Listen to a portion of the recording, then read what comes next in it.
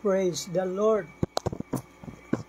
Purihin po ang ating dakilang Diyos, ang ating Panginoong Jesucristo. Isang magandang gabi po sa ating lahat, sa lahat ng mga giliw nating taga-subaybay at nakikinig sa programa ng New Life United Pentecostal Church. Ito po ang inyong lingkod, Pastor Rani Cometa. Narito po ako upang magbahagi sa inyo ng mga salita po ng ating Panginoon. Kanina ay katatapos ko lang pong mag-share doon sa Radio Commission, sa panguna po ni Pastor Piping Belmonte. Since hindi po tayo nakapunta doon sa Nabua para sa ating midweek discipleship program, doctrinal program. So, minabuti ko po na nandito na rin lang naman ako ay magbahagi na po ako sa inyo ng mga salita po ng ating Panginoon. Ang tatalakayin ko po ay tungkol sa existence of God, yung pag-iral po ng Diyos. Ito pong mga tatalakayin ko mga kapatid, ito po ay mga basic na katuruan tungkol sa pagka-Diyos. Kaya itong pagtuturong ito po ay para doon sa mga baguhan o doon sa mga nagpapasimula pong mag-aral ng mga salita ng ating Panginoong Diyos. Amen. So siguro bago tayo magpasimula, yan, tayo po muna ay magbasa ng salita ng ating Panginoon. Praise God. Alright, so sa Psalms chapter 90 verse 2, ang nakasulat po ay ganito. Bago nalabas ang mga bundok, o bago mo nilikha ang lupa at ang sanglibutan, mula nga ng walang pasimula hanggang sa walang hanggan, ikaw ang Diyos. So tayo po muna ay manalangin sa ating dakilang Panginoon. Marami pong salamat, dakilang Diyos, sa gabing ito, sa pagbabahagi ng iyong mga salita.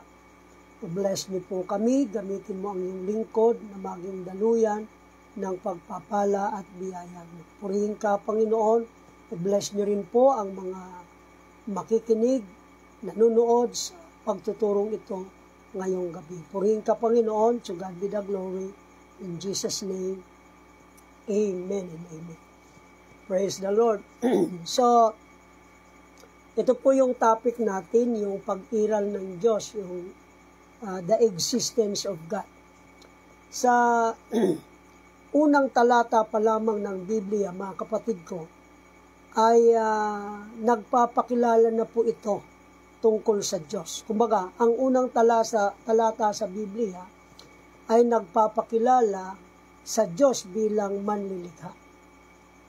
Sabi ng Biblia, Genesis 1:1, in the beginning God created the heavens and the earth.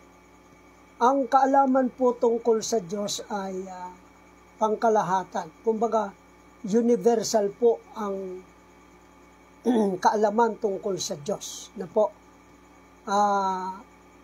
sa Awit chapter 19 verse 1, ang sabi ng Biblia, ang kalangitan ay nagpapahayag ng kaluwalhatian ng Diyos at ipinakikilala ng kalawakan ang gawa ng kanyang kamay. So dito po sa talatang ito, napakaliwanag na maging yung kalangitan ay nagpapahayag. Kumbaga, tumingin ka lang sa langit, masasabi mo na mayroong Diyos. Amen. Yung kalawakan, ipinakikilala ng kalawakan ang gawa ng kanyang kamay. Praise God. So, kung titingnan mo raw po ang kalawakan, ayan, maa-acknowledge mo na mayroong Diyos na gumawa niyan. Romans chapter 1 verse 19 to 20, ang sabi ng Biblia, sapagkat ang nakikilala tungkol sa Diyos ay hayag sa kanila, sapagkat ito'y ipinahayag ng Diyos sa kanila. sapagkat ang mga bagay niyang hindi nakikita buhat pa ng lalangin ang sanglibutan ay nakikitang maliwanag sa pagkatanto sa pamamagitan ng mga bagay na ginawa niya, maging ang walang hanggan niyang kapangyarihan at pagka-Diyos. Amen. Upang sila'y walang madahilan. So dito po sa mga talatang ito, napakaliwanag na ang tungkol sa Diyos ay nakikilala ng mga tao. Ibig sabihin, ang mga tao ay ina-acknowledge ang pag-iral ng Diyos. Amen. At yung kapahayagan tungkol sa Diyos, ito po ay hayag sa mga tao dahil ipinahayag ito ng Diyos sa kanila. Praise God. So sabi nga po dito, maging ang walang hanggan niyang kapangyarihan at pagka-Diyos. Ito, napakagandang talata ito mga kaibigan at mga kapatid. Dahil may mga religious group na kapag tinanong mo tungkol sa pagka-Diyos, ang sagot nila, ang Diyos daw ay hiwaga. At kumbaga, gumagamit pa nga sila ng talata niyan. Kung di ako nagkakamali ay Deuteronomio 29. Ito po yung sabi ng Biblia. Ang mga bagay na lihim ay nauukol sa Panginoon nating Diyos, ngunit ang mga bagay na hayag ay nauukol sa atin at sa ating mga anak magpakailanman upang ating magawa ang lahat ng mga salita ng kautusan ito. So para suportahan yung kanilang paniniwala na ang pagka-Diyos ay hiwaga, lihim, ginagamit po nila ang talatang ito, Deuteronomy 29:29. Siguro itatanong nyo rin na meron bang hiwaga talaga, Pasto? Lalo na sa pagka-Diyos, mayroon bang hiwaga? Actually, ang Biblia ay nagbabanggit po na mayroong hiwaga. Kagaya halimbawa sa sinasabi ng Romans chapter 16, verse 25 hanggang 26. Ang sabi ng Biblia, at ngayon sa Kanya na makapangyarihan, na sa inyo'y makapagpapatibay ayon sa aking ebanghelyo at sa pangangaral ni Hesukristo, ayon sa pahayag ng hiwaga na natago sa katahimikan ng panahong walang hanggan. Meron po talagang hiwaga na natago sa katahimikan ng panahong walang hanggan. Pero yung manatili itong hiwaga, hindi po yan sinasang-ayunan ng Biblia. Bakit ho? Kasi sa sunod na talata, maliwanag na sinasabi tungkol sa hiwaga na natago sa katahimikan ng panahong walang hanggan, verse 26, datapwat nahayag na ngayon at sa pamamagitan ng mga kasulatan ng mga propeta, ayon sa ipinag-utos ng Diyos na walang hanggan, ay ipinakilala sa lahat ng mga bansa upang magsitalima sa pananampalataya. Kita niyo mga kapatid, totoo naman talaga na mayroong hiwaga at ito nga po ay natago sa katahimikan ng panahong walang hanggan. Pero ano po ang sabi ng Biblia? Datapwat nahayag na ngayon. Kaya kung yung paniniwala po natin tungkol sa pagka-Diyos ay hanggang ngayon hiwaga, pwede na ho nating baguhin. Kasi po, nakasulat sa Biblia, nahayag na. In fact, yung pagka-Diyos, nahayag na po yan. At yan yung tinatawag na mystery of godliness. Yung mystery of godliness, yung hiwaga yan ng kabanalan. Yan yung kapahayagan ng Diyos sa laman. Basahin natin. 1 Timothy chapter 3 verse 16, ang sabi ng Biblia, and without controversy, great is the mystery of godliness. God was manifest in the flesh. Ang Diyos ay nahayag sa laman. Meron akong naalala nung ako po ay dati pa nagtuturo tayo sa Facebook live din, merong isang miyembro ng iglesia, yung nag-message sa akin. Ang sabi niya, ikaw anya pastor, binabago mo ang nakasulat sa Biblia. Wala naman anyang nakasulat na ang Diyos nagkatawang tao. Wala anyang nakasulat na ganyan sa Biblia. Sabi ko, meron hong nakasulat sa Biblia na ang Diyos nagkatawang tao. Saan anya yan? Ipakita mo. Pinakita ko po yung Biblia. Wala lang dito, hindi ko lang hawak niyan. Praise God. Pero yung Biblia po na ipinakita ko sa kanya, yun po ay, yung salin noon ay bagong salin sa Pilipino Biblia. Ayan. New Filipino Version. Yan. Ang nakasulat po doon ay ganito, Meron akong nailista dito pala, Yan, dito sa libro na ginagawa natin, 1 Timothy chapter 3 verse 16, bagong salin sa Pilipino Biblia. Ang nakasulat po ay ganito: walang alinlangan na dakila ang hiwaga ng kabanalan. Ang Diyos ay nagkatawang tao. Pinatutuhanan ng Espiritu, nakita ng mga anghel, ipinangaral sa mga bansa, pinaniwalaan sa sanglibutan, at iniakyat sa kaluwalhatian. Maliwanag po mga kapatid. Merong talata na kasulat, ang Diyos nagkatawang tao. In fact, kahit hindi doon sa bagong salin sa Pilipino Biblia, pag binasa niyo po yung Juan Kapitulo 1, talatang 1 at 14, maliwanag po na pinatutunayan na ang Diyos ay nagkatawang tao. Yan, Alright, tingnan natin kung anong nakasulat sa Biblia. Juan 1:1. Ang sabi ng Biblia, nang pasimula siya ang berbo, at ang berbo ay sumasa Diyos, at ang berbo ay Diyos. In the beginning was the Word, and the Word was with God, and the Word was God. Yung salita po ay Diyos. Amen. So yung berbo ay Diyos. Anong sabi ng verse 14? At nagkatawang tao ang berbo, at tumahan sa gitna natin, at nakita namin ang kanyang kaluwalhatian gaya ng sabugtong ng Ama, na puspos ng biyaya at katotohanan.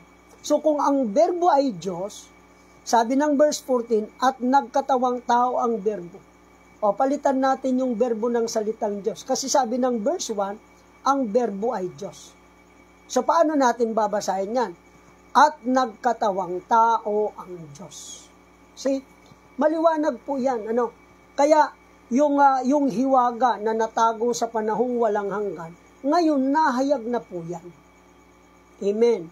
At yung mystery na yan, mayroong mystery of the gospel, mayroong mystery of godliness. Yung mystery of godliness, ito po yung manifestation of God in human flesh. Yung pagkakatawang tao ng Diyos. Yung kapahayagan ng Diyos sa laman. At para maging klarado tayo mga kapatid kung sino ang hiwaga ng Diyos, dito po sa Kolosas, Kapitulo 2, talatang 2. Ganito po ang ating mga mababasa. Upang mga aliw ang kanilang mga puso sa kanilang pagkakalakip sa pag-ibig, at sa lahat ng mga kayamanan ng lubos na katiwasayan ng pagkaunawa, upang makilala nila ang hiwaga ng Diyos sa makatwid bagay si Kristo. So maliwanag po mga kapatid ko na ang hiwaga ng Diyos ay si Kristo. Amen. So ngayon, ayan, dito pa lang sa pasimula ng pag-aaral natin, meron na agad na pagpapahayag, mayroon na agad na revelation ng ating Panginoon. So yung pag-iral ng Diyos, yung existence ng Diyos, ito po ay pinatutunayan mismo ng Diyos. Yung Diyos mismo ang nagpahayag nito. Yung walang hanggan niyang kapangyarihan at pagka-Diyos, ito'y ipinahayag na ng Diyos. Kaya yung paniniwala na ang pagka-Diyos ay mystery, tapos na po yun, nahayag na yun, nagpakilala na. Yung hiwaga ng Diyos, ang Diyos ay nagkatawang tao. At iyan po ang ating Panginoong Jesucristo. Alright. So, dito po sa pinag-uusapan natin, yung topic natin ay yung existence, yung pag-iral ng Diyos. Gaya ng aking nabanggit, ang kalangitan, maging ang kalawakan, pareho pong nagtetestify na mayroong Diyos na umiiral. At sa Romans chapter 1 verse 19 to 20, ang Diyos po ay nagpahayag tungkol sa kanyang sarili. Yung pagka-Diyos, maging ang walang hanggan niyang kapangyarihan at pagka-Diyos. Ito po ay nahayag na. Ito po ay ipinahayag na ng Diyos. So ayon sa Biblia, ang mangmang po ay nagsasabi walang Diyos. Yeah.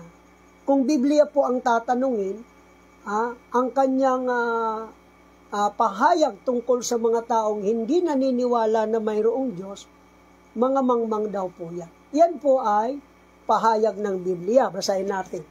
Awit chapter 14 verse 1. Ang mangmang ay nagsabi sa kanyang puso, walang Diyos. Sila'y nangapapahamak, sila'y nagsisigawa ng kasuklam-suklam na mga gawa, walang gumagawa ng mabuti.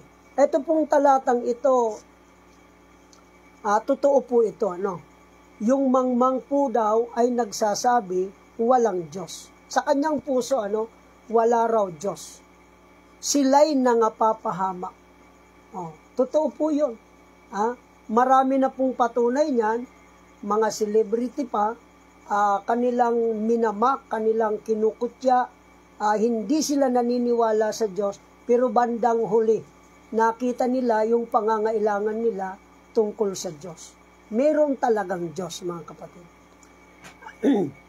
May mga argumento, may ilang argumento na nagpapatunay na mayroong Diyos na umiiral. Siguro magbanggit tayo ng ilan. Unang-unang argumento para patunayan na mayroong Diyos ay yung tinatawag na pangkalahatang paniniwala sa pag-iral ng Diyos. Universality of belief in the existence of God. Ang katotohanan po mga kapatid na kahit saang dako ang tao ay naniniwala na mayroong Diyos ay isang matibay na katunayan o matibay na argumentong pabor sa katotohanan ng pag-iral ng Diyos. Actually, ang Biblia ay nagpapahayag na ang mga tao, sa kalahatan, ang mga tao ay naniniwala na mayroong Diyos. Gayunpaman, ang problema ay hindi lahat nakakakilala sa Diyos. Parang yung mga Areopago, sila ay doon sa may Athens, sa Greece, sila ay naniniwala na mayroong Diyos. At by the way, yung lugar na yan mga kapatid, yan po yung lugar na kung saan nagtitipon-tipon yung mga matatalino. Amen. Nung si Pablo po ay pumunta roon, meron siyang napansin. Sabi niya, napapansin ko, kayong mga lalaking taga-Atinas, sa lahat ng mga bagay napapansin ko na kayo'y lubhang relihiyoso. Sapagkat sa aking pagdaraan at sa pagmamasid ng mga bagay na inyong sinasamba, ay nakasumpong din naman ako ng isang dambana na may sulat na ganito. Sa isang Diyos na hindi kilala. Yaon ngang inyong sinasamba sa hindi pagkakilala, ay siya ang sa inyo'y ibinabalita ko.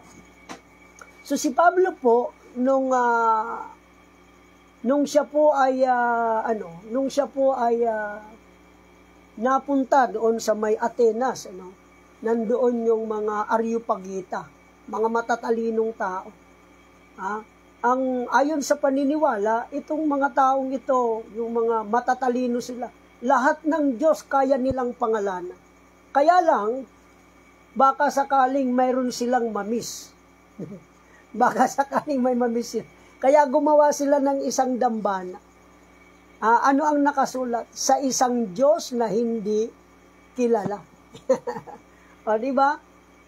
Naniniguro din sila. Baka mayroon tayong makalimutan. So, i-acknowledge na lang din natin kung mayroon mang lumitaw na Diyos na magsabi, ako rin ay Diyos, so, para hindi natin mamiss, isulat na rin natin. So, yun yung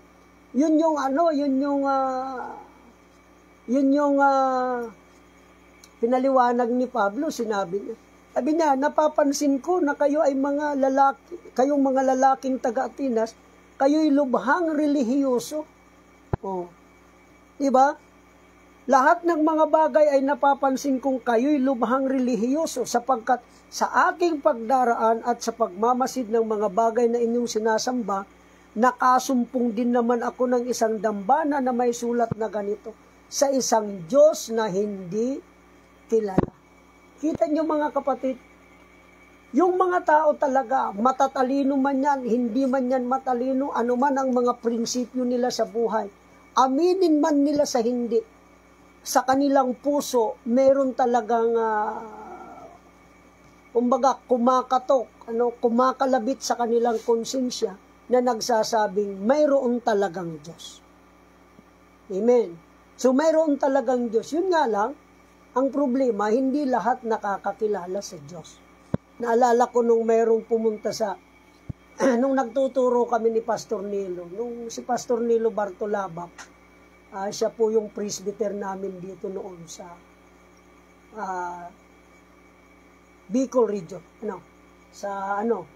Camarines or Camarines Norte. Meron kaming programa noon sa radyo, sponsored ng UPC Tondo nila Pastor Nome. Yeah. Ngayon, nung ako ay nagtuturo sa radyo, one time nagturo ako sa radyo. Merong dumating na sulat, May dumating na sulat, mga kapatid. Ang nakalagay sa sulat ay ganito. Pastor Rani Cometa, hinahamon kita sa isang debate sa harap ng 2 born-again pastor at isang abogado. Involve ang pustahan na 150,000. Nagulat ako. Sabi ko, doon po sa sumulat, pasensya na hindi po kami nakikipagdebate. At lalong hindi kami nakikipagpustahan. Kung gusto nyo pumunta po kayo sa church at mag-usap po tayo. Nagulat ako, mga kapatid. Dahil minsan ay mayroong dumalo. Mayroong dumalo sa church, nagpunta. Nung time na yon, ako pa yung nagsa-Sunday school wala pang masyadong naasahan sa church. So ako pa rin yung nagsa-Sunday school. Sa Sunday school pa lang, nagtatanong na ngayon siya. Hindi nung nagtanong siya, palibas first time siyang dumalo,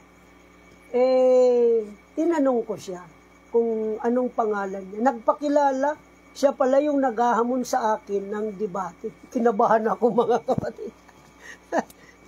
Praise God. Kasi yung itsura niya parang scientist parang talagang matindi sa aralan. Matindi sa aralan, yung buhok niya talagang nakaganon. Tapos medyo kinabahan ako, Praise God. Sabi ko, sir, pwedeng mamaya pagkatapos po ng gawain ng service, doon na lang po tayo mag-usap. And so, pagkatapos po ng service, doon na nga kami ay nagkaroon ng pag-uusap.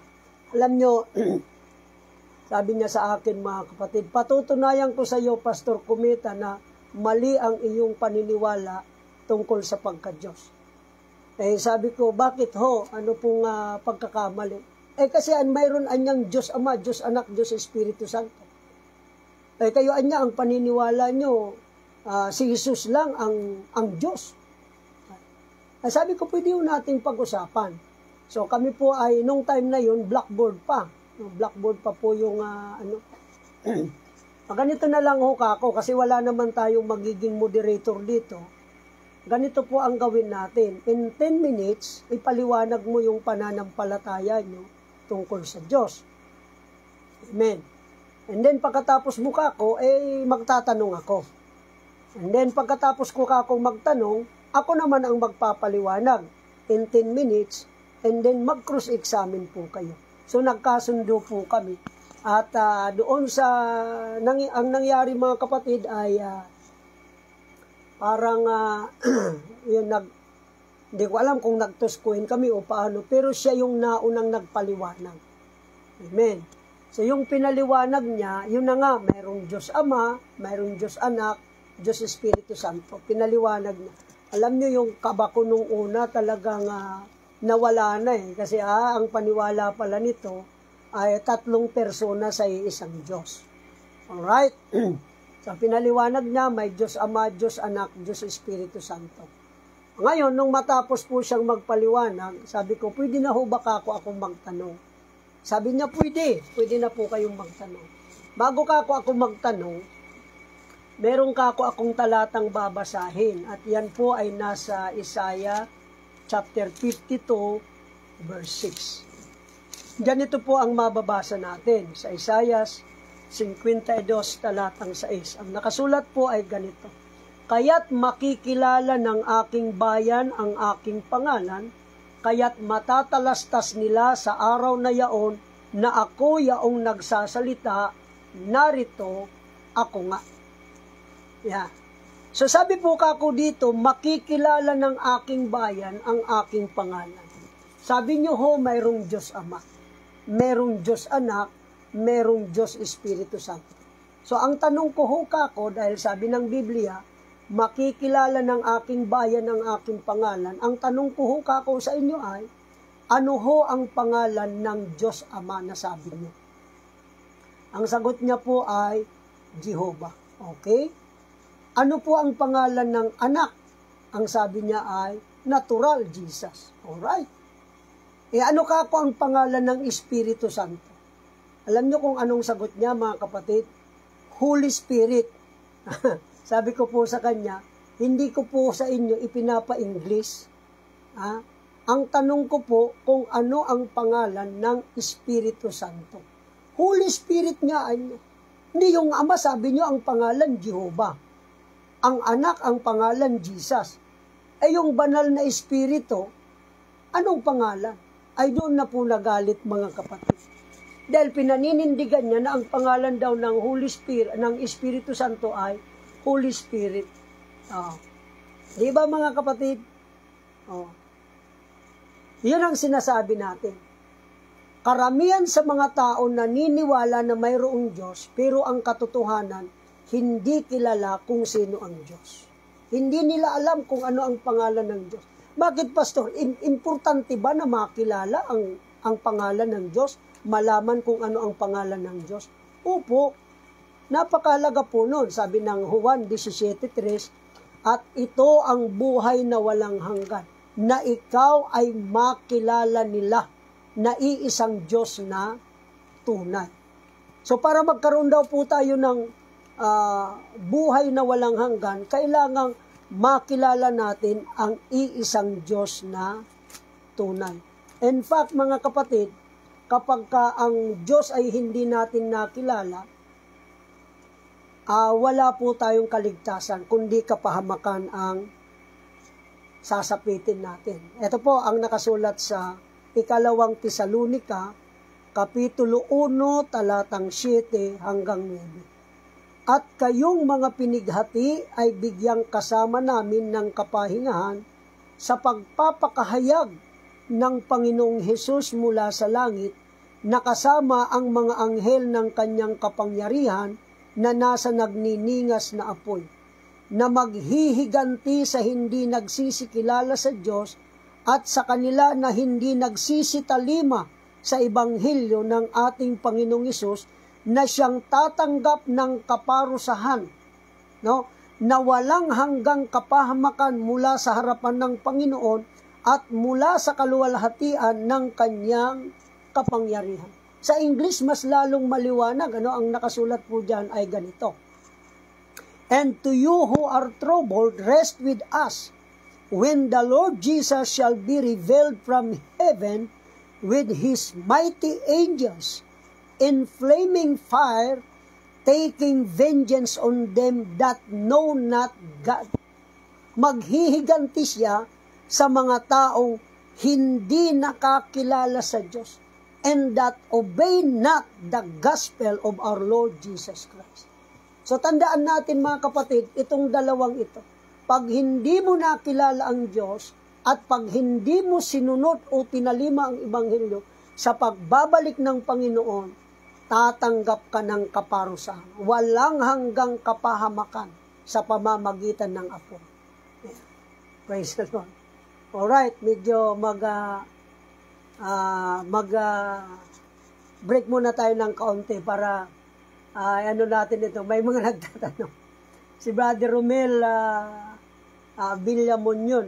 Brother Romel, magandang gabi. Anong talata yan, Pastor? 2 Thessalonians chapter 1, verse 7 to 9. Yan. Tapos yung kanina sa John 17, verse 3. Yan. Magandang gabi po. Batiin muna natin yung mga nanonood ngayon bago natin ipagpatuloy.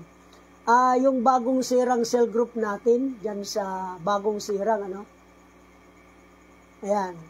Sina Mitch, Sister Eden, si Nanay Ellen, sino pa? Si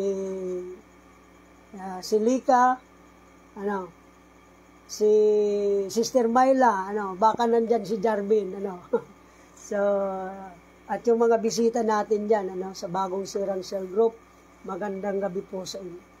Praise God. So, yung talata, Brother Romel, ay Ikalawang Tesalonica, Kapitulo 1, talatang 7 hanggang 9. Si Brother Brian, sa Palawan, magandang gabi sa iyo, Brother, I'm sorry, nabaliktad natin. Praise God. Alright, si Brother Brian, magandang gabi, Brother Brian. Pastor Oscar ng Ocampo, pastor natin sa Ocampo. Brother Larry Pineda. Saan ba to si Brother Larry? Quezon po ba kayo, Brother Larry, sa Quezon Province? Amen. Sino pa?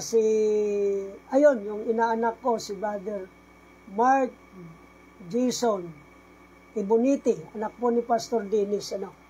Magandang umaga ba dyan sa inyo, Brother Mark, sa Canada? Praise the Lord. Ay, nag-send ng 500 stars si Brother Mark. Thank you, Brother Mark, Praise the Lord.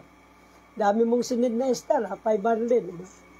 Praise God. Sino pa yung mga nandito? Ayan, i-acknowledge muna natin, Si Pastor Ariel de la Cruz sa Laguna.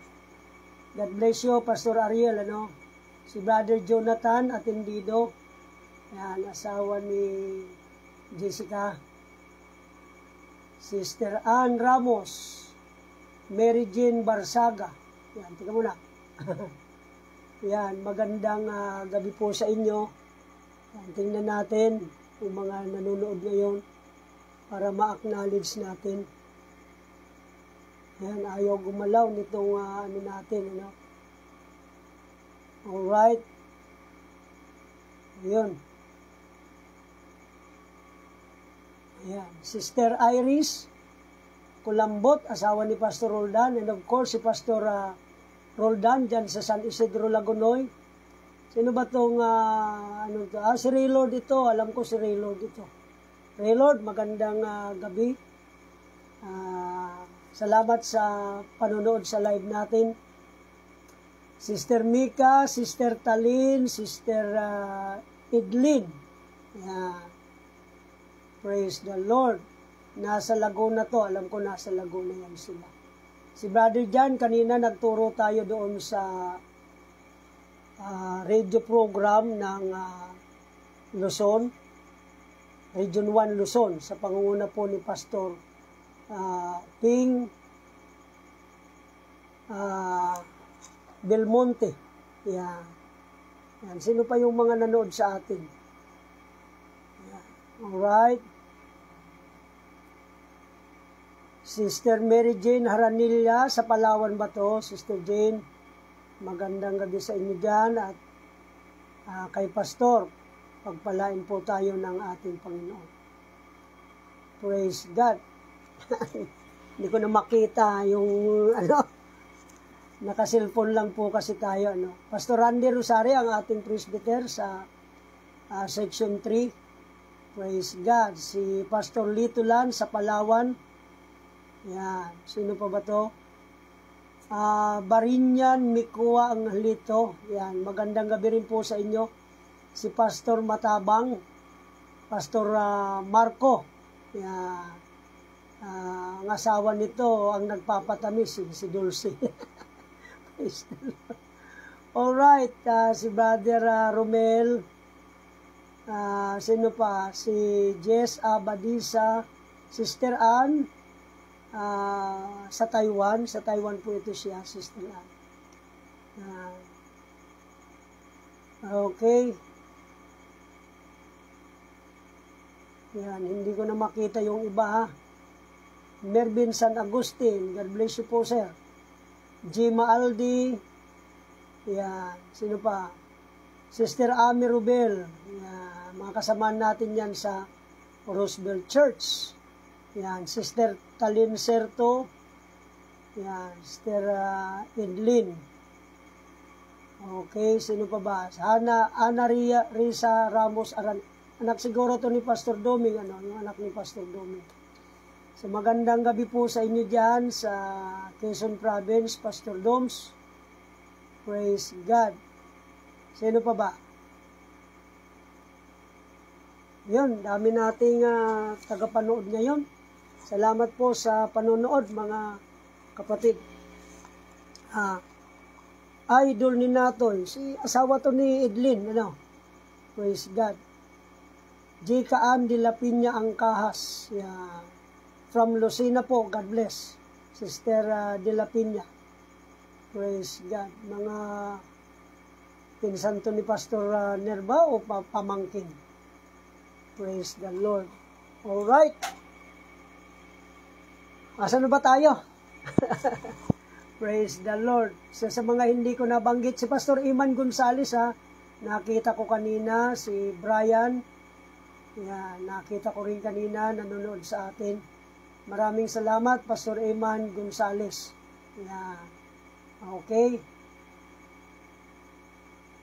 Si Brother Noy Delgado. Oy, andyan si Pastor Nilo Bartolabak. God bless, Pastor Nilo. Si Rods Rotia, Danny Rivera. Yan, John Bailon. Yan.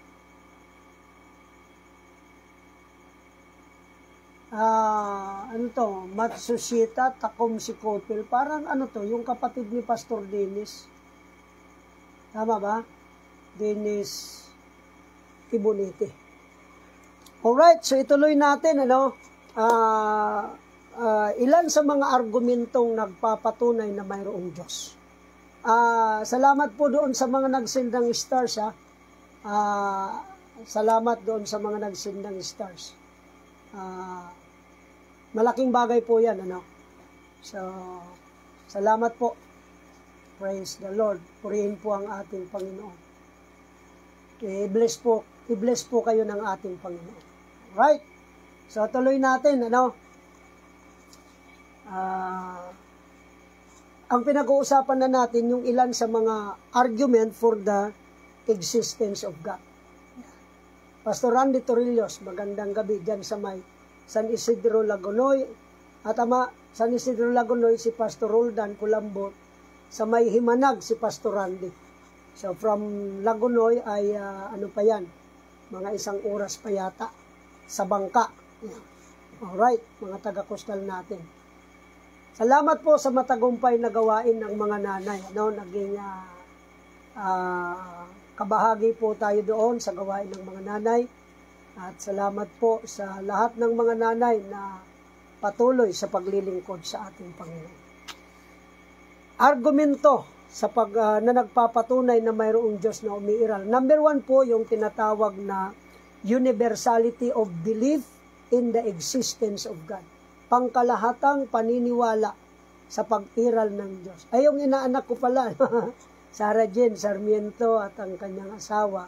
Manlangit, Praise God. Sila po ay nasa Quezon City. Yan. Si Brother Gavin Coperoluba, dyan po sa Kabugaw, Minao. Alright, tuloy natin Mamaya babatiin natin yung mga hindi natin nabati kanina. Bagamat karamihan sa mga tao naniniwala sa pag-iral ng Diyos, pero ang katotohanan ay marami po ang hindi nakakakilala sa Diyos. At yun na nga po, mayroong pumunta sa akin at nagkaroon kami ng pag-uusap. Bagamat naniniwala siya na mayroong Diyos, pero hindi niya kilala kung ano o sino ang Diyos, mga kapatid. Alright, so pangalawang argument po, para patunayan na mayroong Diyos, yung cosmological argument. Pag sinabi nating cosmology or cosmological, yan po ay larangan ng pag-aaral na pinagsasama-sama ang mga natural na agham, partikular ang astronomiya at pisika, sa magkasanib na pagsisikap na maunawaan ang physical na universo bilang isang pinag-isang kabuuan. Ayan po yung cosmological, no? Ito po yung pag-aaral na pinagsasama-sama yung natural science, pati na yung astronomy at physics, no? Pinagsasama-sama yan para maunawaan ang physical universe. Tama ba? Halimbawa, yung natural science, pinatutunayan nila na yung daigdig ay mayroong mayroong layer yan, di ba? Yung core, yung inner core, yung crust at saka yung mantle. Doon sa inner core, sa pinaka gitna ng daigdig natin, nandyan, yan po yung inner core, purong apoy po yan, solidong apoy po yan. Amen. At yan naman ay pinatutunayan ng Biblia na yung impyerno nasa ilalim ng lupa. Di ba? So kaya yung napakahalaga po na maintindihan natin yan. No. So puntan natin yung argumento sa kadahilanan.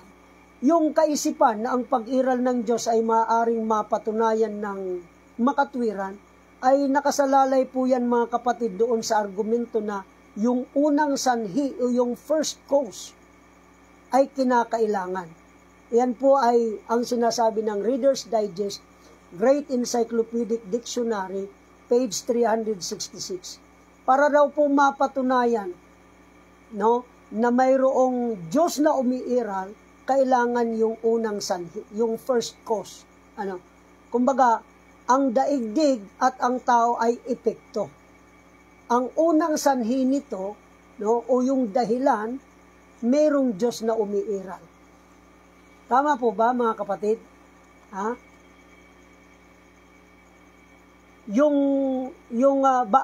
Bakit lumindol?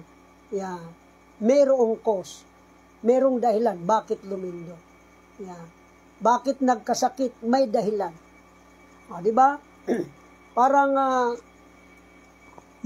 halimbawa, yung paniniwala ng Big Bang Theory, na mayroon daw pong dalawang malaking planetang nagbanggaan at pagkatapos sumambulat ito. Nung ito'y sumambulat, nagkabahabahagi, yun na, nagkaroon na ng daigdig, araw, buwan, mga etc. Big Bang Theory. Ngayon, ipagpalagay natin totoo na may dalawang planetang nagbanggaan. Ang tanong diyan, saan nanggaling yung planeta? Sino ang gumawa nun? Paano nagkaroon ng planeta? Di ba parang ganoon? So,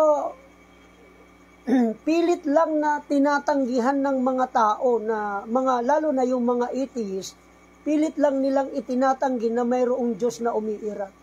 Pero yung argumento sa kadahilanan, no, ay magpapatunay na mayroong Diyos na umiiral. Amen. Pangatlo, yung tinatawag na argument from design or teleological. Ang kaayusan at disenyo ng sansinukob ay nangangailangan ng pag-iral ng isang disenyador. Ang kamanghamanghang kompleksidad ng kahit na pinakamababang anyo ng buhay ay nagpapakita na ang buhay ay hindi po nagpasimula sa isang aksidente o di inaasahang pagkakataon lamang.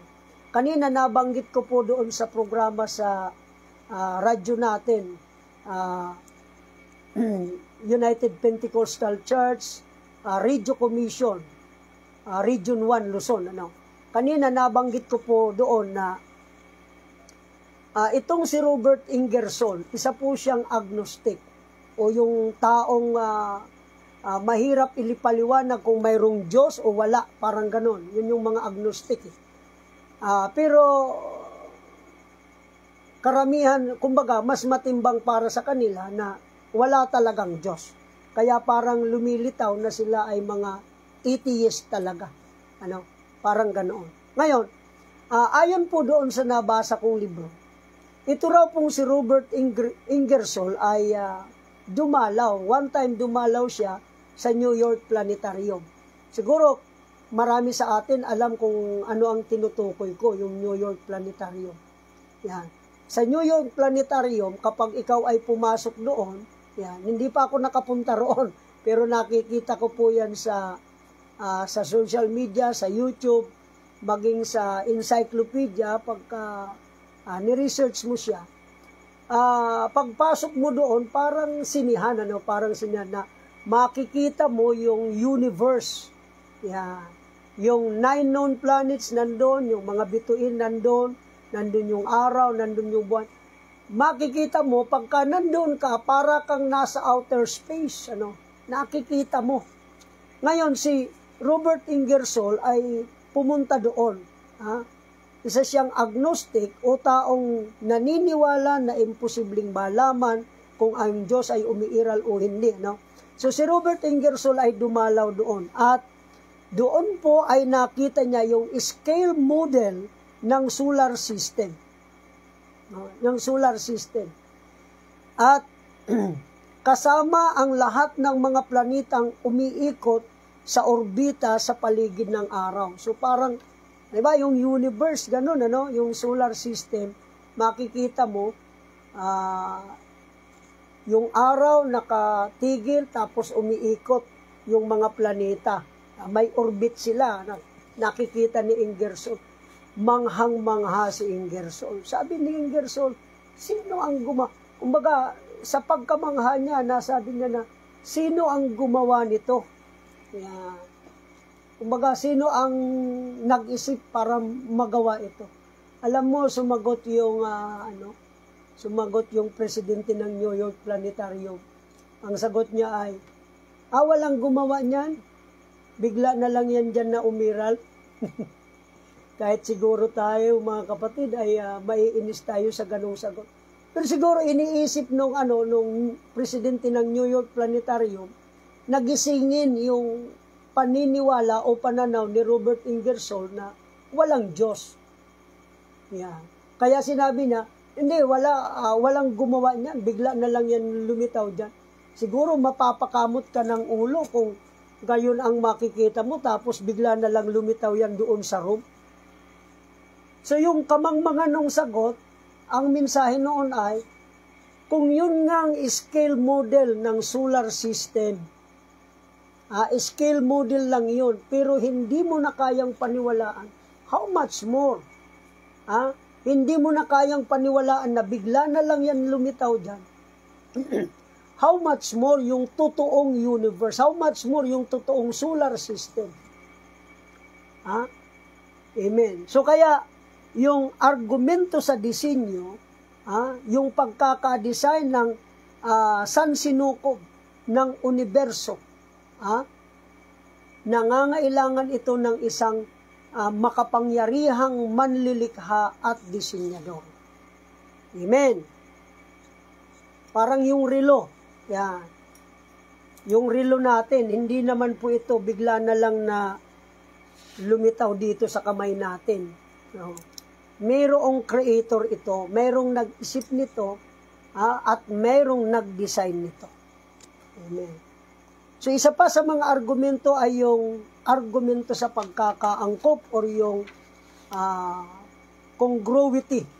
Yan. Di ba yung kandado, kahit anong gawin mong susi, pagsususi dyan para mabuksan, pero hindi yun yung susi niya, hindi mo mabubuksan yan.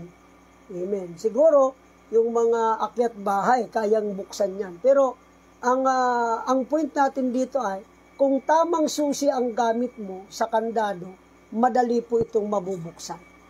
Ano ang punto? Yung moral na kalikasan ng tao ay naghahayag na siya ay higit pa sa isang matalinong hayop. Siya'y nilalang ayon sa larawan ng Diyos. Kumbaga, yung moral nature natin nagsasabi, mayroon talagang Diyos. At hindi tayo nilalang, kagaya nung sinasabi yung teacher ko nung second year high school ako sa science, yung tao raw ay animal, first class animal. Kaya pag may nagsabi sa inyo daw na yung salitang animal, sinabihan ka, ay sasabihin mo lang daw, first class naman. Kita nyo mga kapatid. Kaya kung bakit yung mundo ay nagiging magulo, bakit may mga taong gumagawa ng kasamaan? Kasi po hindi na itanim sa isip at puso ng tao na mayroong Diyos. Ang pinapaniwalaan nila, yung tinatawag na evolution. Na kung tutuusin, yung evolution theory, yan po ay false unproven theory. Bakit false unproven theory? Paano naging makatotohanan yan? Paano hindi naging false yan? Na sabi nila, yung tao raw nanggaling sa mikrobyo, yung mikrobyo paglipas ng panahon, naging ganito, naging gorilla, naging unggoy, naging oranggutan, parang ganon, and then naging tao. Kung totoo yung theory of evolution, bakit yung mikrobyong sinasabi, yung amoeba na yan, nung siya'y maging tao, nahinto na. Hindi na nag-evolve into a higher form of life. Kung totoo yung evolution, di ba, paglipas ng mahabang panahon, let's say, mula sa panahon ni Adan hanggang sa ating panahon, ang kalkulasyon ng mga Bible scholars, mahigit 2,000 taon. Sa loob ba ng mahigit 2,000 taon, hindi pa mag-i-evolve ang tao mula sa pagiging tao. Dapat nag-evolve na tayo into a higher form of life. Hindi naman ako nanonood ng mga pelikula, pero nakita ko sa YouTube yung Avatar. Baka dapat maging avatar na tayo kung totoo yung evolution. The mere fact na ang tao ay talagang nananatiling tao, yan po ay sapagkat ang evolution is a false, unproven theory. Amen. Okay. Last na patunay, mayroong Diyos na umiiral ay yung tinatawag nating argumento sa personal na karanasan. Amen. Ito po yung pinakamabisang argumento tungkol sa katotohanan ng pag-iral ng Diyos. Yung argumentong nakabase sa personal na karanasan. At bawat mananampalatayang Kristiyano ay makakapagpatotoo tungkol sa kanyang personal na karanasan ng paglilingkod sa Diyos. Nung Lunes, nagturo po ako sa mga estudyante sa Bible School na i-share ko sa kanila paano ako na-convert. Ano yung mga pangyayaring nag-lead sa akin para maglingkod sa ating Panginoon. Actually po, for a short testimony lang, nung high school po ako, talagang religious na ako na tao. In fact, ako po ay laging pumupunta doon sa aming simbahan, dito po sa may Bula Parish Church. Ako po ay naging alalay nung pare. Ang pare namin noon ay si Renato Imperial. Kung tawagin namin ay Father Imperial. Ngayon, nakitaan niya siguro ako ng kasigasigan, kaya every time na magmimisa siya sa labas, sa mga barabarangay, ako po yung isinasama niya. Pinapupunta niya ako. Yan. Ako yung nagsasakristan sa kanya. Hanggang sa, siguro dahil nakita niya na ako ay desidido, sabi niya sa akin ay, kasi din ang tawag sa akin, mag-aral ka ng seminaryo. Ako ang bahala sa lahat ng gastusin mo. Tuition mo, allowance, ako ang bahala. Mag-aral ka ng seminaryo. So, nalagay po yun sa puso. Amen. O ngayon, nung gumraduate po ako ng high school, nakalimutan ko yun. Yung ano na yun. Siyempre, pumunta na ako ng college. Pero kahit nasa college na, mga kapatid, ay talagang debutante po talaga ako. No, lagi akong may dalang cross, yung luminous. Yeah. Pagka ako ay napunta sa isang boarding house, yung cross agad ang inaayos ko, isinasabit ko yun sa dingding. Pag ako ay umaalis, hinahalikan ko yun. Pag ako ay dumarating, hinahalikan ko yun. Yeah. Meron din akong laging dalang Biblia noon, mga kapatid, yung maliit na Bible. Nasa bulsa nga lang, hindi ko binabasa. Praise God. So, ngayon, ang nangyari mga kapatid ay, nung second year college po ako, napasok ako sa fraternity, medyo nag-iba yung takbo ng buhay ko. Hanggang sa natuto akong gumamit ng ipinagbabawal na gamot, yung drugs. At kung di ako nagkakamali, 1992 or 1993, nagrabi po ako ng drugs. Tapos nagkasakit po ako sa loob ng 7 buwan. Na yung sakit ko ay parang sa isipan, no? Pag naglalakad ako, parang lumulubog yung mga paa ko sa kalsada. Pag umiinom ako, parang rugby yung iniinom ko. Yeah. Siguro yung mga kaedad ko rito, alam niyo yung larong break game. Naglalaro po ako ng break game niyan. Nung ako ay may sakit, para lang malibang, naglalaro ako niyan. O ngayon, yung break game na yon, yung level 1 to level 3, medyo mabagal pa yon. Madali pa yon. Pero pag level 9 na, mabilis na yon. Mabilis na yon. Alam niyo po ba nung inaatake ako ng sakit, nung sinubukan kong maglaro, yung level 9 is slow motion ang tingin ko. Yun yung sakit ko. At sa loob ng 7 buwan, yun po ang dinanas ko. Amen. At ayun, pumayat ako ng gusto. Tapos sa pagkain, hindi ako nakakakain, 1 subo, 2 suka ang nangyayari. Payat na po ako at nakakakita na ako na minsan nakatulog ako ng parang naidlip lang ako, parang nakita ko yung sarili kong bumabagsak sa apoy. So yun na mga kapatid, hanggang sa nag-attempt po ako mag-suicide. 3 times ako nag-attempt mag-suicide. Amen. Dinala ako sa mga ospital, parang 4 na ospital yung pinagdalan sa akin, 3 albularyo. Yan, yun dinadala nila ako doon. Albularyo dito sa Pili, albularyo sa Lagunoy, albularyo dyan sa May Concepcion. Yan. Yung nagsasalita siya na parang dilim. So nung hindi ko na kaya ay nag-attempt na po ako mag-suicide. 3 beses. Baka matawa kayo kung ikikwento ko. Yung unang attempt ko na mag-suicide, dahil parang hindi ko na kaya yung sarili ko, tinalian ko po yung liig ko ng tali ng duyan. Alam niyo yung duyan.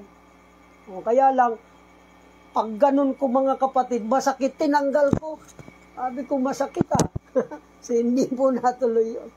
Pangalawa, nung dinala po ako doon sa Naga, doon sa vulcanizing shop, nung taga rito sa amin, habang naghihintay kami kasi may schedule yung pagpunta doon sa ospital, gulong-gulo yung isip ko, inuntog ko yung sarili ko sa simento. Buti na lang nahawakan ako nung may-ari nung vulcanizing shop. So, hindi po nauntog yung ulo ko. At pang-last mga kapatid, nung ako po ay mag-isa doon sa tindahan. May tindahan yung nanay ko Halos ubos na yung paninda dahil sa kakapagamot sa akin. Ini-emergency ako. Weekly, dinadala ako sa Naga, ini-emergency. Grabe po yung karamdaman. So ngayon, nandun ako sa tindahan, ako na mag-isa. Doon sa, ano bang tawag niyan? Yung eskaparate ba yan? Meron doon lason. Kundi ako nagkakamali, ang pangalan ng lason ay Tayudan. Nakalagay po yun doon. Sabi ko, para matapos na ang lahat, iinom na lang ako ng lason. Yun na yung nasa isip ko, mga kapatid. Ngayon, ang ginawa ko, lumabas ako ng tindahan. Sinigurado ko na walang tao doon. Walang makakakita sa akin. Para pag inom ko, walang sasaway sa akin, parang ganun. So ngayon lumabas ako, pumunta ako doon sa likod ng bahay namin, tiningnan ko sa paligid, walang tao, ako lang mag-isa. So bumalik ako sa tindahan para uminom ng laso. Kapatid, maniwala po kayo sa hindi. At hanggang ngayon, hindi ko po alam kung ano ang nangyari at wala ring sagot sa tanong ko. Saan napunta yung lason? Iniwanan ko lang, lumabas lang ako sa tindahan, pero pagbalik ko, hindi ko na po makita yung lason. Hanggang ngayon, hindi ko alam kung sino ang kumuha, paanong nawala yung lason doon. Amen. Yun po yung aking personal na karanasan sa Diyos. Kaya hanggang sa yung kapatid ko na galing Manila, si Pastor Alex, umuwi, kasi siya po, kung ano yung nararanasan ko, yun din ang nararanasan niya. Yun nga lang, dahil talagang iba sa kanya, dahil nakakakita siya ng kabaong, pagtingin niyang ganun sa kabaong, ang nakahiga doon sa kabaong ay siya, mayroong nagsasalita sa tainga niya, magkakontra. Yung isa sinasabi, magpakamatay ka na, mamamatay ka na. Yan, puro discouragement. Doon naman sa isa, puro naman encouragement. May Diyos, maniwala ka sa Diyos. Hanggang sa isang araw daw, sabi niya, kwento niya mga kapatid, habang naliligo siya sa isang, doon sa CR, sa squatter yun sa may tambo, sa may Sukat, Paranaque. Tambo. Sukat, Paranaque. Squatter yun dahil nagsisecurity guard siya sa may BF Homes. Ngayon, umaga, naligo siya. Nung time na yan, umuulan. Ngayon, habang naliligo siya, gabi-gabi, parang mayroong trouble na, kumbaga sa puso niya, sa isip niya, mayroong ganon. Hindi siya makatulog, pero nilalabanan niya. So, hanggang nung naliligo siya, umuulan, mayroong tinig na nagsalita. Sabi sa kanya ng tinig, lumingon ka sa itaas. So, paglingon niya sa itaas ng ganoon, may nakita siyang maliit na libro. Sabi nung tinig, kunin mo. So, nung kinuha niya yung libro, ang sabi ng tinig, iyan ang gamot sa karamdaman niya. So, mula noon, yung Bible, dahil yupi-yupi, nung panahon, nung gumagamit kami ng drugs, yung Bible na yan yung ginagamit namin pang lalagyan ng marijuana nung panahon. Yung Gideon Bible, ay nako, pinipilipit lang yan. Sisinghutin mo na yung marijuana. Yung Bible na nakuha ng kapatid ko, sabi ng tinig, iyan ang gamot sa karamdaman mo. So inayos niya yan, Ang ipinagtataka niya, yung Bible, samantalang umuulan naman, bakit nung kinuha niya, hindi po basa?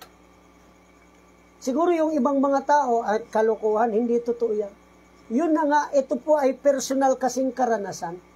Alangan namang magkwento tayo ng hindi totoo. Tungkol sa Diyos ang pinag-uusapan natin. So kaya mga kapatid, yun po ang nangyari.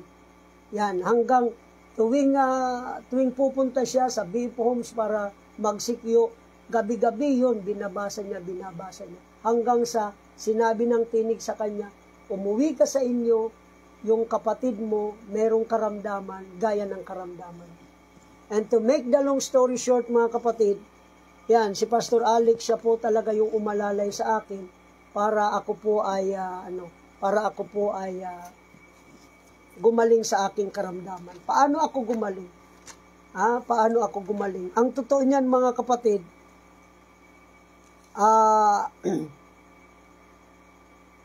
ang totoo niyan, araw-araw umiinom ako ng gamot na 10 tableta. Pero hindi po ako gumagaling. Amen. Dinala ako sa mga ospital, dinala ako sa albularyo, hindi ako gumaling. Ako po ay debutanting Katoliko, Roman Catholic. Meron kaming krus na sa sobrang katagalan na yun. Krus pa yun nung lulo ng lulo namin. Namana pa namin. Lagi ko pong niyayakap yun, hinahalikan ko yun. Yung ginagawa naman ng kapatid ko, kinukuhan nyo yun, itinatago. Yan. Hanggang sa nagdesisyon yung kapatid ko na talagang hinatulan niya talaga yung krus na yun. Pero yung nanay ko, dahil palibasa mga debutanting Katoliko kami nung panahon na yan, pinalitan naman ng krus. Yan, bagong krus naman. O ayan, hinatulan ulit yun ng kapatid ko, ni Pastor Alex. Hanggang sa sabi niya, ito ang gamot. Yan, ito ang gamot sa karamdaman ko. Dahil hindi ako gumaling sa doktor, hindi ako gumaling sa albularyo, binasa ko po ng binasa ang Biblia. Yan. Basa ako ng Biblia, halos maghapon, nakakatulog, paggising, basa na naman ng Biblia, tulog, gising, basa ng Biblia. Yan. Hanggang sa mga kapatid, nakalimutan ko na mayroon akong karamdaman. Ang ibig ko pong sabihin ay, pinagaling ng Diyos ang aking karamdaman. So yan po mga kapatid, ang nangyari. Praise God. Amen.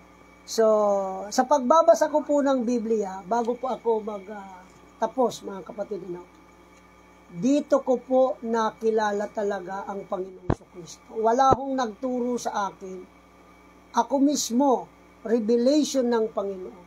Alam nyo, nung nagbabasa po ako ng Biblia, eto po, ibibigay ko yung talata. Siguro dito na muna ako magtatapos. Nung mabasa ko po itong Isaiah chapter 45, verse 22 to 23. Meron akong natuklasan dito. Kasi ang paniniwala ko po noon, dalawa ang tunay na Diyos. Yung Diyos Ama, saka Diyos Anak. Yun ang paniniwala ko noon. Pero sa kakabasa ko po ng Biblia, nabasa ko po itong Isaiah 45:22 hanggang 23. Hayaan niyong basahin ko mga kapatid. Kayo'y magsitingin sa akin at kayo'y mga ligtas. Lahat na tagawakas ng lupa, sapagkat ako'y Diyos at walang iba liban sa akin. Verse 23. Ako'y sumumpa sa aking sarili, ang salita ay nakabitaw sa aking bibig sa katwiran, at hindi babalik, na sa akin ay luluhod ang bawat tuhod, bawat dila ay susumpa. Ayan. Nung nabasa ko ito, na-curious ako doon sa parang cross-reference. Nung tiningnan ko yan, may mga litrang maliliit. Nakasulat dito, ako'y sumumpa sa aking sarili, ang salita ay nakabitaw sa aking bibig sa katwiran at hindi babalik, na sa akin ay luluhod ang bawat tuhod, bawat dila ay susumpa. Nakita ko po yung footnote na NG. Nung tiningnan ko po, nakita ko yung Romans 14:11 at saka Philippians chapter 2 verse 10. Nung binasa ko po yung Philippians chapter 2 verse 10, dito po nag-reveal ang Panginoon. Hayaan nyo pong basahin ko bago ako magtapos. Philippians chapter 2 verse 10. Yan. Ano po ang nakasulat diyan? Verse 10. Upang sa pangalan ni Jesus ay iluhod ang lahat ng tuhod ng nangasa langit at ng nangasa ibabaw ng lupa at ng nangasa ilalim ng lupa.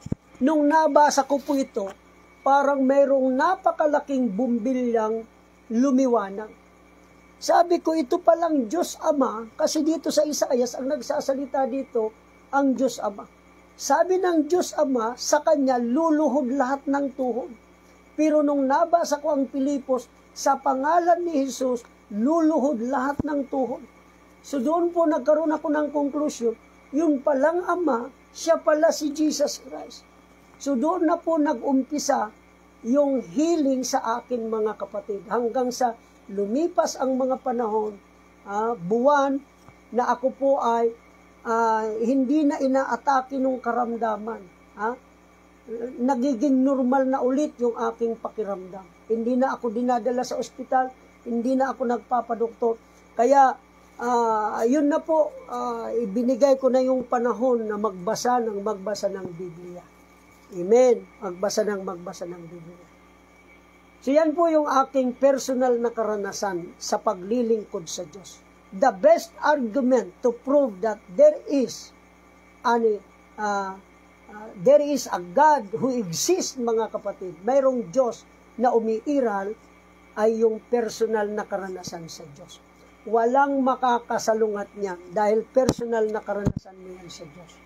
Ako po ay pinagaling ng Diyos sa aking karamdaman. Amen. Hanggang sa nung ako po ay nag-pray, Panginoon, gusto kong i-share ang iyong mga salita, gusto kong ibahagi ang iyong kabutihan sa mga tao.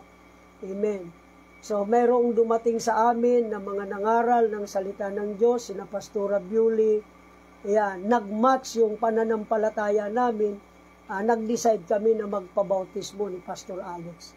Ayan. So, nag-match yung pinupuntahan kami ng Jehovah's Witness sa Iglesia ni Cristo, pero hindi po nagmamatch yung pananampalataya namin.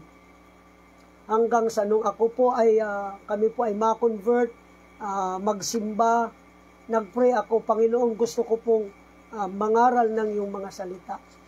Yeah. Ngayon, ang nangyari, mga kapatid, ay naisip kong mag-aral ng Bible School.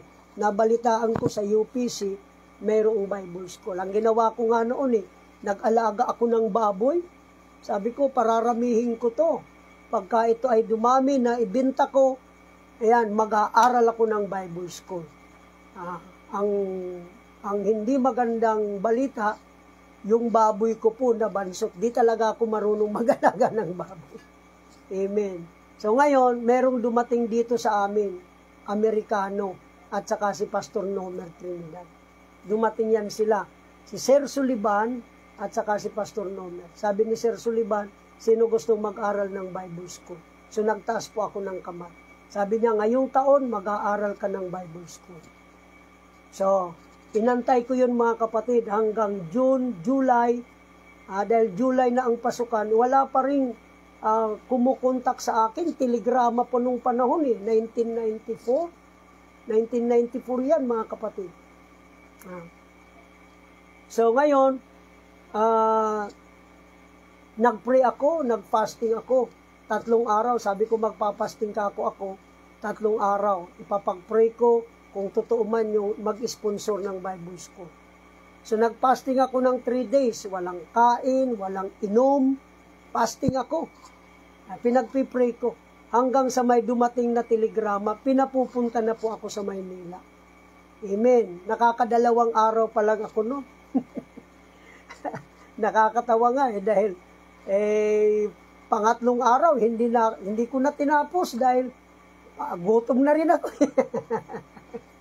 So ayan na po, mga kapatid. So yung baboy, sabi ko sa tatay ko, sa inyo na yan. Actually yung tatay ko, pinipersecute ako niyan noon.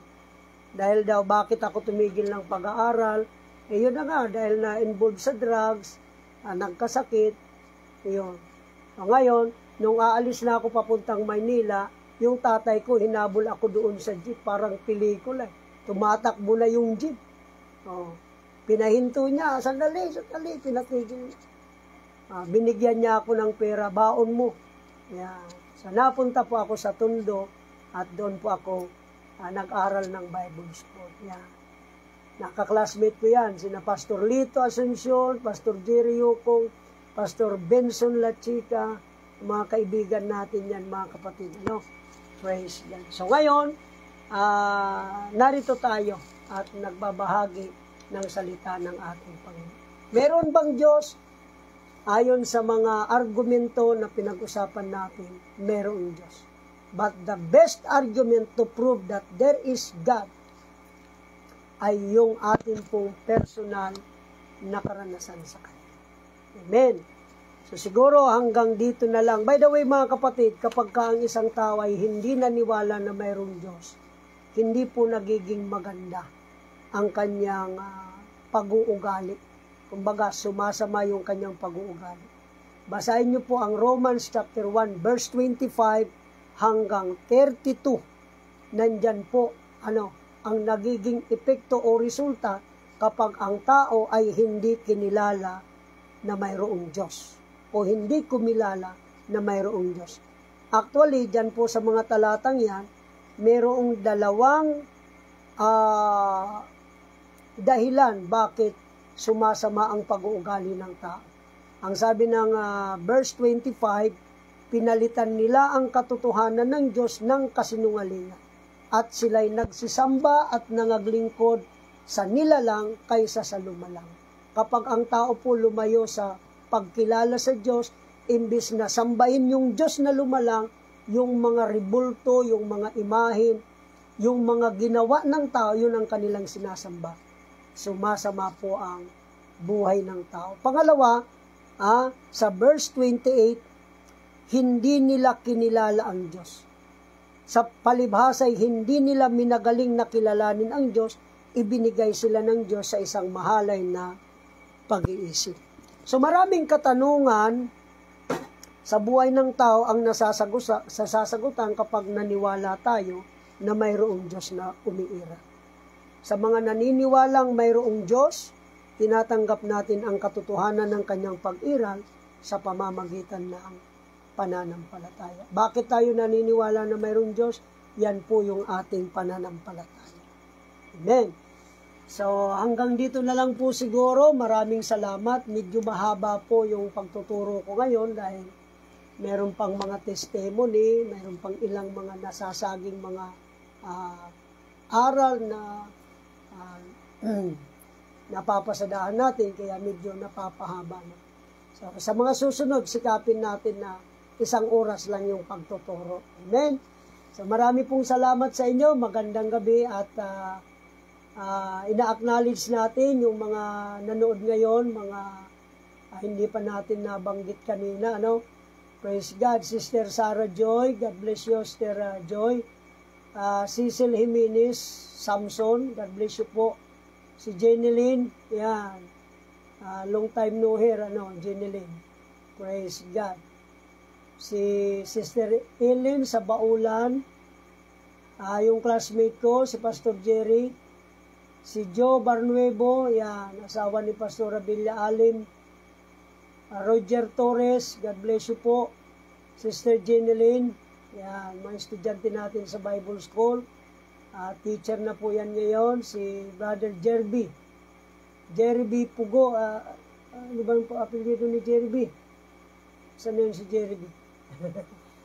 Praise the Lord. Sa mga pagbati po, Jerby Pugoy, si Pastor Marvin Otida, ayan, God bless you, Pastor Marvin, Milit Kaya, Sister Jinky sa Lucena, si Daryl, kumusta da?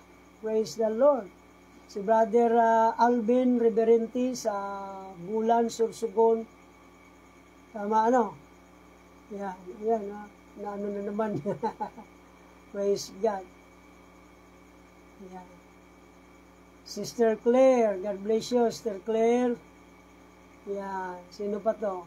Sister Franz, Sister Rhoda, Orpiana, Christian, Pirillo, Pastor Alfred. God bless you, Pastor Alfred, Sister Cristita, Bugayong, sino pa do? Si Randy, Sarah Jane, yan.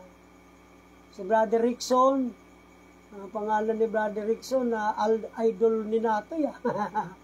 God bless you, Brother Rickson, Danny Rivera, praise God, God bless you po. Parang pastor to, si Pastor Danny Rivera. Si Jeka Ancahas, sino pa? Mary Jane Haranilla, si Pastor Randy, yan. Si Barinyan Angelito, God bless po. Si Pastor Litulan sa Palawan. So God bless mga listener natin, mga viewer. Amen. At yan, Sister Candy, yung aking inaanak, Bio Dorotan. Yan. God bless you po sa inyo. Si Romel Munyon. Si Mitch. God bless mga kapatid. Okay. Meron pa ba akong hindi nabanggit? Sister Ann, Jess Abadisa. Yan. Alright. Yan, hindi ko na mabanggit lahat. So, maraming salamat po sa pakikinig ninyo at panunood sa ating live na pagbabahagi ng salita ng ating Panginoon. Maraming salamat din sa mga nagpadala ng stars. Ano ba yung sender natin? Si Brother Jason. Yan, Mark Jason. Salamat sa stars. So, purihin po ang ating Panginoon. God bless you po at magandang gabi. Pagpalain tayong lahat ng ating Panginoon. Yan si Brother Mark Jason Ibonite. Yan, kumusta sa inyo dyan? Inaanak ko to Saka si Joy, yan, pinagpala sila ng baby. Salamat po sa ating mahal na Panginoon. Magandang gabi po sa inyo at pagpalain po tayong lahat ng ating dakilang Diyos. Thank you po. Sa susunod, abangan nyo po ang pagtuturo natin. Ang tatalakayin natin naman ay yung tungkol sa pagka-Diyos.